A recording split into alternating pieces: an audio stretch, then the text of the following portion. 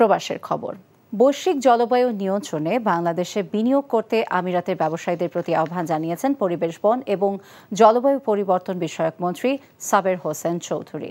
NTV আমিরাত প্রতিনিধি মামুনুর রশিদ জানান, বাংলাদেশে বিনিয়োগ সম্প্রসারণ, বাংলাদেশ ও ইউএই দ্বিপাক্ষিক বাণিজ্যিক সম্ভাবনা এবং চ্যালেঞ্জের বিষয় ইউএইর করণীয় বিষয়ক এক সেমিনারে এই আহ্বান জানান তিনি। মন্ত্রী বলেন, বৈশ্বিক জলবায়ু পরিবর্তনের ফলে উষ্ণতা বৃদ্ধি পাচ্ছে, যা বাংলাদেশের নিয়ন্ত্রণে নেই। দুবাই কনসুলেট আয়োজিত সেমিনারে অংশ নেন দুবাইয়ের chamber of commerce, Bangladesh business council, Bharat ও শ্রীলঙ্কার কূটনৈতিক এবং বাংলাদেশি ব্যবসায়ীরা। সেমিনারে বাংলাদেশের বিনিয়োগের সম্ভাবনার নানা দিক তুলে ধরে বক্তব্য দেন রাষ্ট্রদূত মোহাম্মদ আবু জাফর সহ অন্যরা।